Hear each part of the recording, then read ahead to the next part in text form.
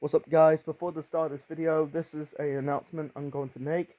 This January, I'm going to review the 30th anniversary episode of Monday Night Raw. It's January of 2023. I think this is the week before the Rumble. I'm not too sure on it, don't quote me. I think this is the first time reviewing a Raw in the current WWE product. Mostly I just review classic Raws, whether it's 2011 or 1997, so I'm going to give it a shot. So anyway guys, enjoy this video, enjoy my review of the 20th of October's 1997 episode of Monday Night Raw. What's going on, my Century Unite? It's the Centuryman here. So this is my review of Monday Night Raw for the 20th of October 1997. This show was in Oklahoma. It starts with the opening match. So the opening match is a tag team match. We got Ahmed Johnson and the world's most dangerous man, Ken Shamrock, at the time with the new WWF Tag Team Champions, the Legion of Doom, in their corner, taking on two members represent the Nation of Domination. That is Rocky Maivia, the future Rock, and Kama Mustafa, the future Godfather, with Farouk and D'Lo Brown in their corner. It starts off with the Nation did a cheap shot. I think it was Farouk did a cheap shot on Ken Shamrock, and then the Nation and the babyfaces end up brawling.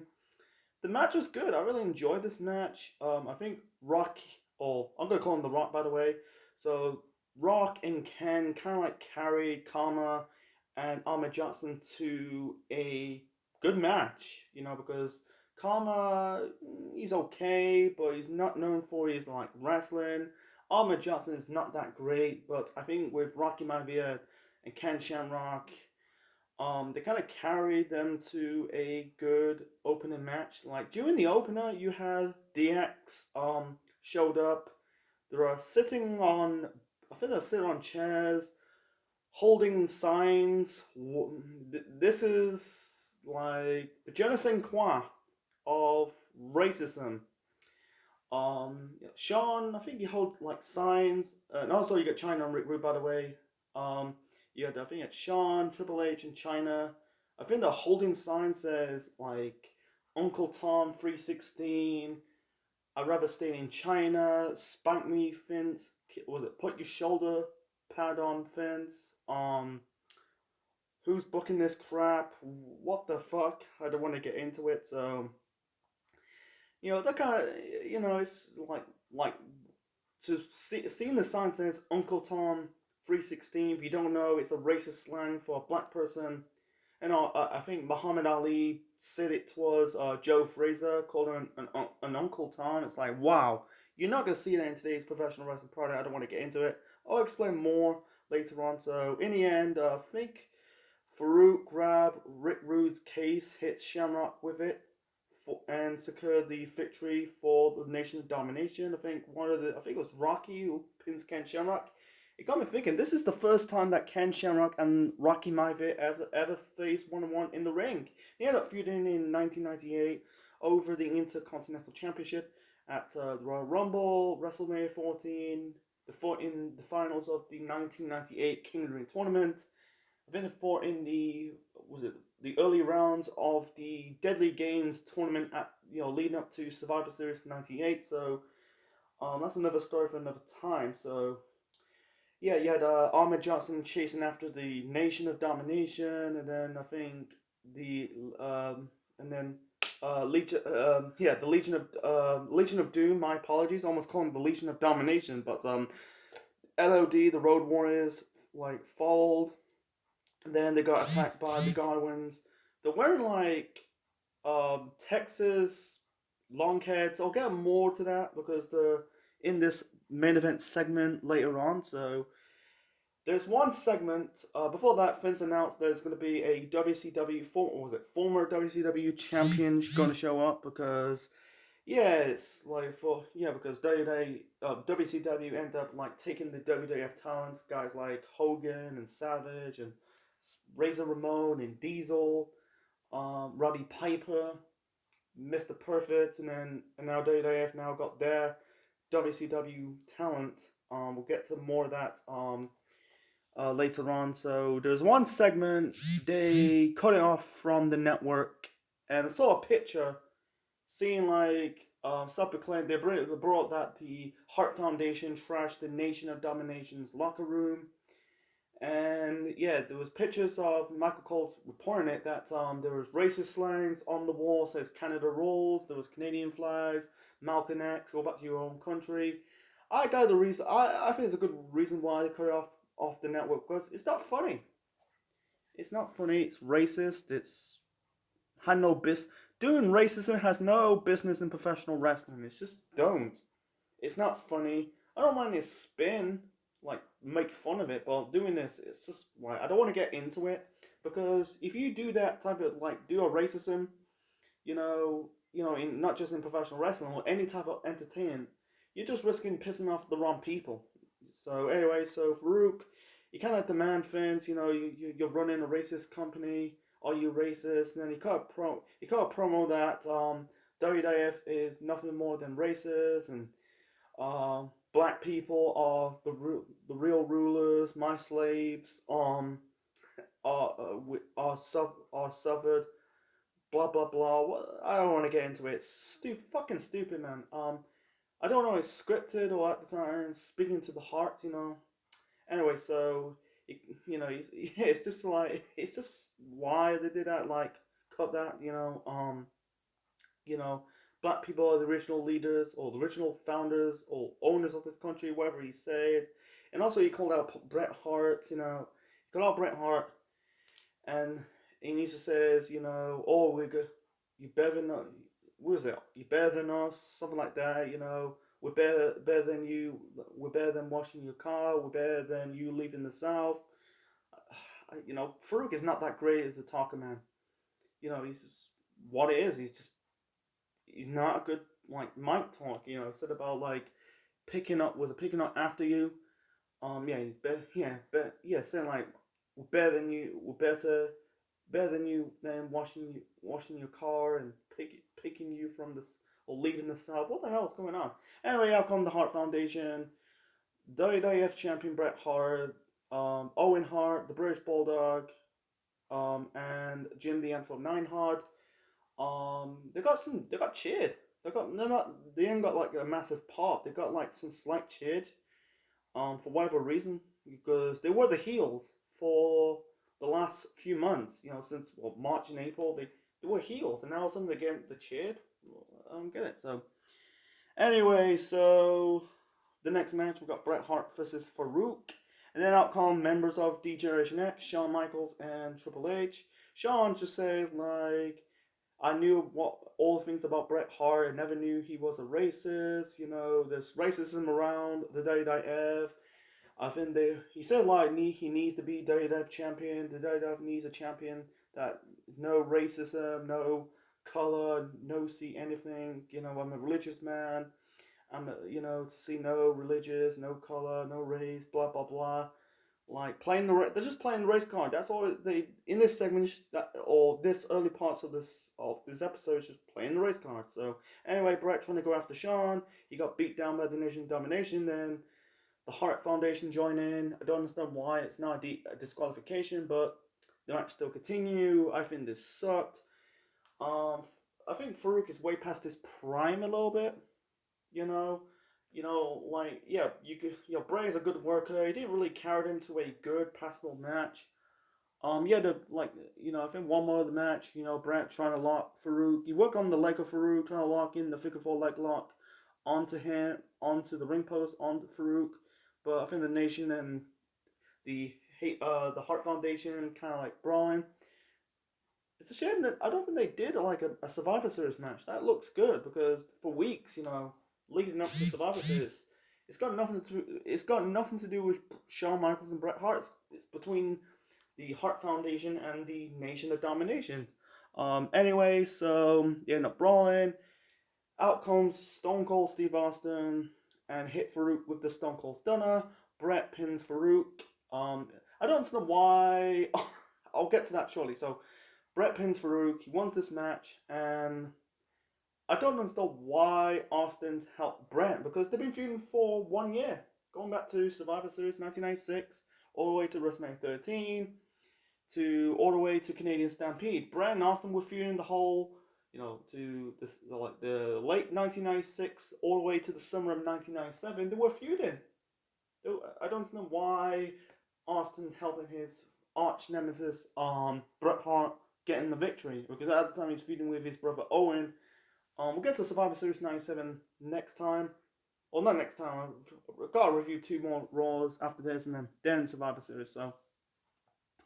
So it was an okay match. So and then we got, this is the most memorable segment in this Raw, is the return of Jeff Jarrett, because he was at WCW. I think he was feuding with Mongo and Deborah. We'll get to that more a bit shortly. So anyway, Jeff Jarrett says this week on Nitro, anything he said. I think he said anything but Jeff. Oh, was it anything but Jeff Jarrett declared dead? I think he said everything but Jeff Jarrett declared dead. Anyway, this is a worksheet promo. He name dropped Eric Bischoff. Says he said I reject his offer to resign with WCW. He did in his powers to bury me because I'm not his boy. I think it's referring to like Hogan, Hall, and Nash. He said he hid behind his computer and announced to the world that he pulled the offer off the table. Jarrett says the only thing you pulled is is opportunity. You put the lid of my potential. Try to keep it short and simple. Otherwise, go and watch it, man. It's a really good promo. I'm trying to get to the key points. So anyway,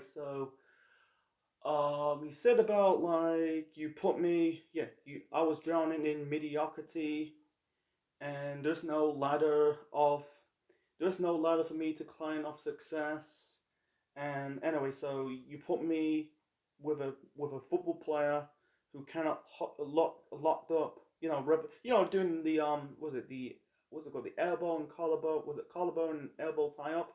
He's referring to Mongo McMichael, and he's bang on Mongo. Mongo is fucking shit, because at the time Jeff Jarrett was part of the Horsemen. He was feuding with Steve Mongo McMichael. This is around Deborah. Deborah's the future wife of Stone Cold Steve Austin. So anyway, I think she said Jarrett didn't bring up Deborah's name. He just brings up her wife, brings a new meaning of Dumb Blind, and he kind of told off Finn, says don't smile, don't snickle, don't smile, don't cherish the moment, because I left the company 2 years ago for the same reasons. With Bischoff, he's unexperienced and ignorant. I think he's ignorant. Why is your excuse? Sorry, I'm speaking too fast. And then someone throw I think it was a scream mask towards Vince, because at the time it's really funny when I'm reviewing. We're in almost late November, and this episode of Raw was about 10 days or 11 days before Halloween. So Halloween's in a week, was it a week's time, back in 1997. So, and he smelled the mask, and it's not so good. So anyway, he brings up his old gimmick, the country singing gimmick. We'll get to his gimmick later on. So anyway, so he brings up your vision sucks. You asked me to do a shoot. Oh yeah, he said you booked me with a clown, a drug addict. I think a clown referring to Doink. I don't know if you actually feud with Doink. Probably around 1993, 1994. And the drug addict, I think the drug addict referring to Road Dogg or something. I'm not really too sure who's the drug addict. I don't know who's referring to the drug addict. Is it Ray? I don't know who's I don't know. Someone write down in the comment section what you mean drug addict. And he also says the black guy who couldn't speak English, referring to Ahmed Johnson. And that's a bit racist, playing race card again, because actually he is English. Actually he's American, but he actually speaks English, but he's not really a good talker. So anyway, so he said you can take with my baby tonight and stick it up your butt. And he said if you stop me, I'm gonna take my bags and leave again.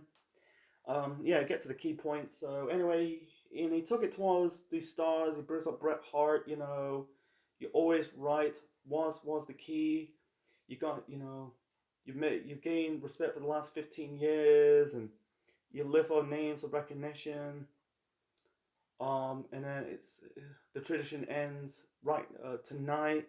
For Shawn Michaels, he said about like lately you you were pointing silly signs, referring to he not got involved, referring to the opener later earlier on the show, pointing at your crotch and pointing, making hand gestures towards your friends in Atlanta, referring to his clip members or clip buddies like Kevin Nash and Scott Hall. So anyway, so he used to be the draw, and also, he said like the WWF needs Jeff Jarrett to put people on seats and score ratings on the board, and also says you used to be the attraction, you used to be the WWF champion. I think he said I see the guy with an infant attitude, something like that. And then he going towards Stone Cold Steve Austin. He said like he said he came out with he shaved his bald head to get noticed, to get a reaction. It brings up like his blasphemous merchandise. It offends me. You just rip off the Austin 316. All you do, you just ripped off the Bible to to put money in your pocket, and you want the real Jeff Jarrett. Now you had something like that. Can't remember the problem of that. Only a bit. And he said like hope your investment worth a headache, and that was it. So he ended up becoming a country singing gimmick.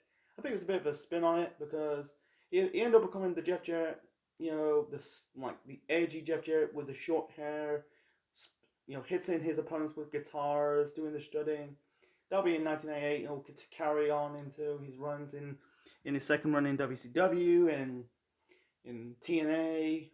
I think right now in AEW, he kind of changed up his gimmick a bit. So, yeah, it was a good promo for Jeff Jarrett.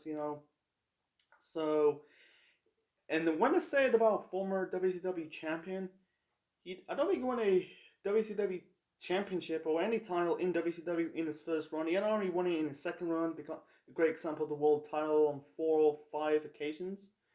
So anyway, it was a good promo for Jeff Jarrett. Let's move on to the next match. So the next match, we got Brian Christopher with Jerry the King Lawler in his corner, and they're bringing up like Lawler always does it like, oh, he's not my son, blah blah blah. I don't want to get into it. So they're taking on Mark Merrow with Sable, at the time his real life wife, in his corner.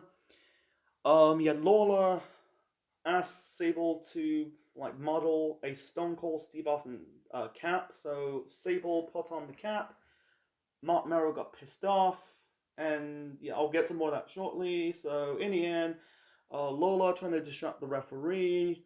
It backfired. Mark Merrow low blow Brian Christopher without the referee noticing, hit Brian Christopher with the TKO and scored the victory. So I'm guessing this is the start of the whole Sables getting the push over Mark Merrow. This was the beginning of the end of Mark Merrow's time in the WWF. I don't want to get into it. This is another topic for another time. It get more downfall for Mark Merrow in 1998. And I think they were gone in 99, both Mark Merrow and Sable, because Sable, she came back in 2003, during this rivalry between Vince McMahon and Stephanie McMahon, but in 1999 she left the company due to sexual harassment,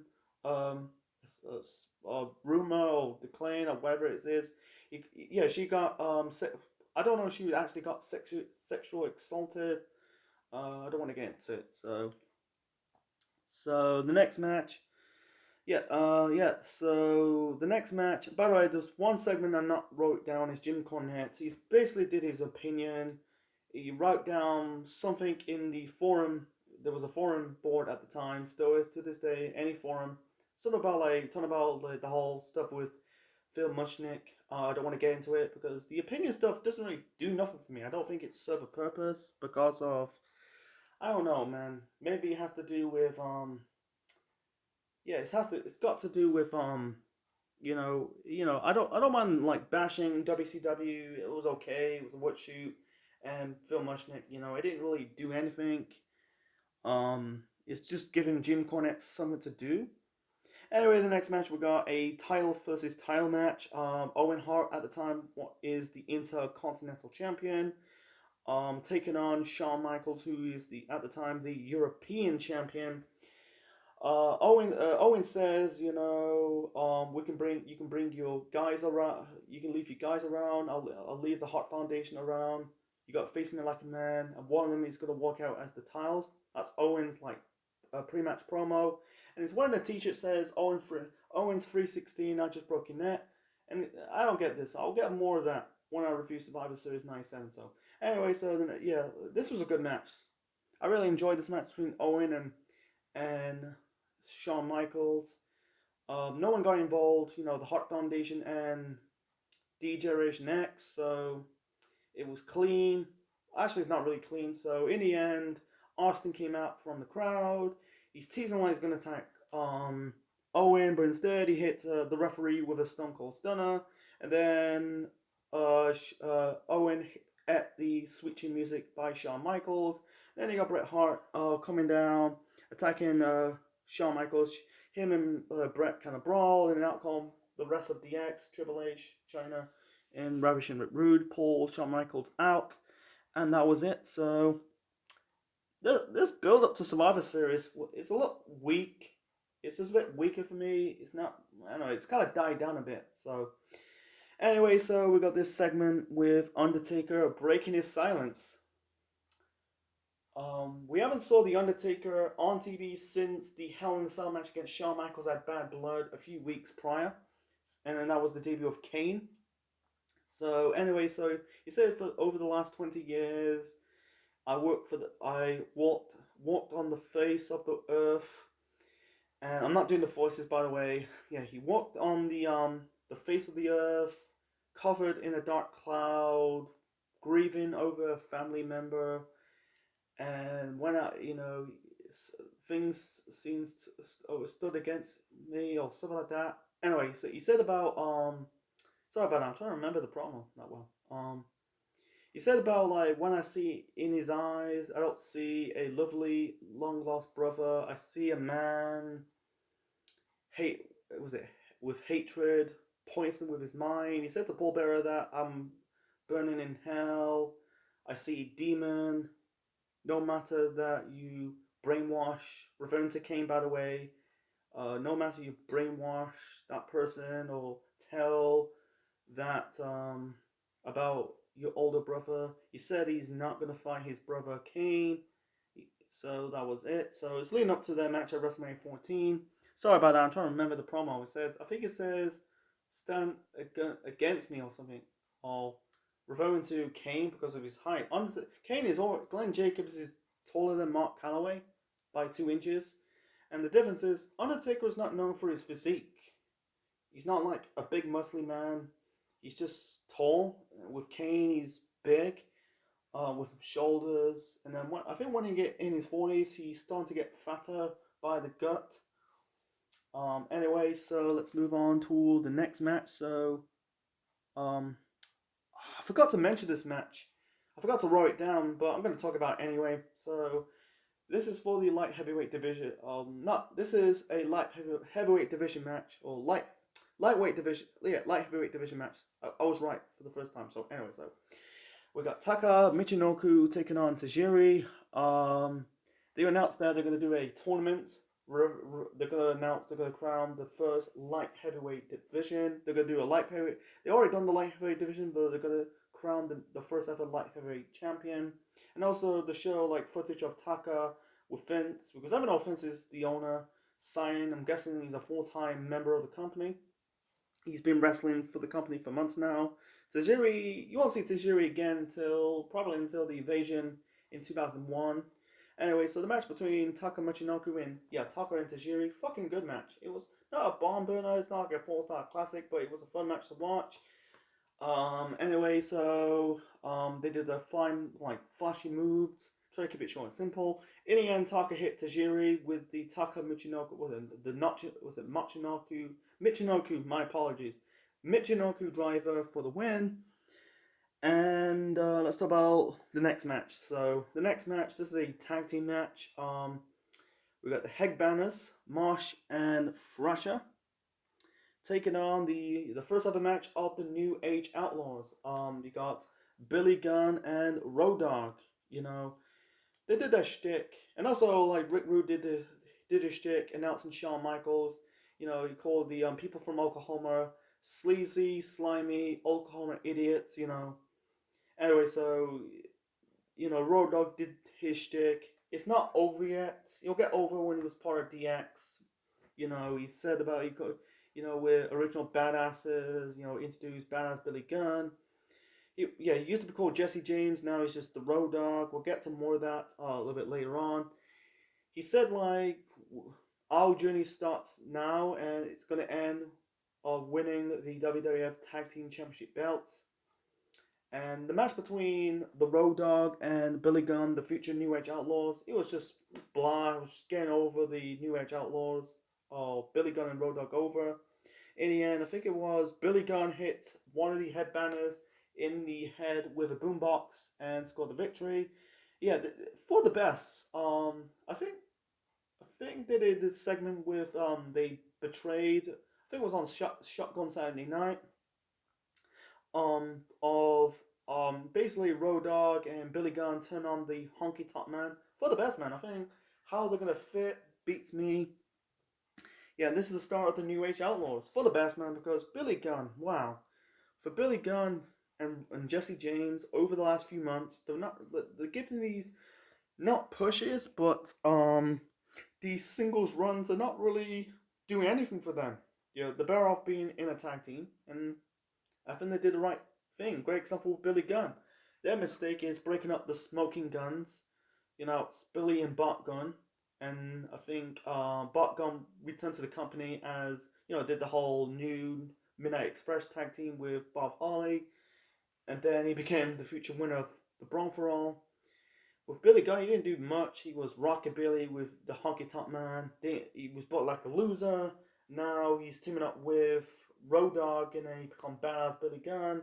And future winner of the King of the Ring, went on to win the King of the Ring tournament in 1999. So I think it was a good way because they're on the right direction to become one of the most over tag teams, not just in the company, but in professional wrestling history.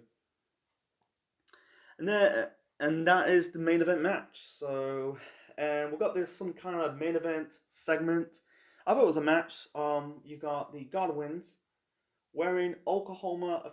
Basically, they cross out the Oklahoma Sumas, and they wrote down, and it says Texas Longheads. I thought they were originally from Arkansas. I don't get it. Anyway, so it was just a brawl. They kind of confront the referee if it was Mike Chioda. Anyway, then the outcome, the DOA, the Disciple Apocalypse, they end up brawling. Outcome, the Truth Commission, they also brawling. What the fuck is? Why you put this in the main event segment? Beats me. They should have put Owen and Sean in the main event instead of this. It was filler. And then out comes. I forgot to mention this. Early on the show, originally it was supposed to be Doolove versus the British Bulldog, Davey Boy Smith. Unfortunately, Doolove got attacked by Kane, building up Kane. I forgot to mention this, by the way. I should have wrote it down, man. Anyway, so he just got attacked. So Mankind says, I think he says there's a lot of madness around here. People don't know the meaning of. He didn't say madness. He don't meaning of the word.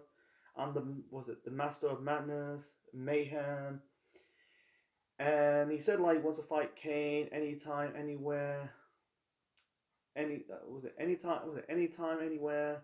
He said, I'm mine, it's all mine, something like that. He ends this not just segment, but this episode, his trademark catchphrase, have a nice day, and that was it. So that set up, Kane and Mankind at Survivor Series. So anyway, so I think this was a good episode of Monday Night Raw. I'll give it a 6 out. I give it a 7.5. I like the opener. It was good. Brian Owen was also good. Taka Michinoku versus Tashiri. You had some freaking matches. Plus the Jeff Jarrett Jeff Jarrett's promo. That was the highlight of this Raw. Besides that, I'd rather skip some moments of Raw, like some tag team, like Farouk Bret Hart and this stuff between the Truth Commission and DOA and Godwins. Why you put it in the main event segment? I don't get it. And then I think that's it. And Mark Merrill, Brian Christopher was just blah. You know, Brian Christopher in that, giving him a singles run didn't work out for him. He's better off being, you know, in a tag team. So, anyway, hope you enjoyed my review of Monday Night Raw for the 20th of October 1997. Leave your thoughts in the comments below. Smash like button, click the like, click the bell, subscribe to the Central Man Network on YouTube. Be part of the Central Unit for more wrestling videos and more. And this is the Central Man officially signing out. Check you later.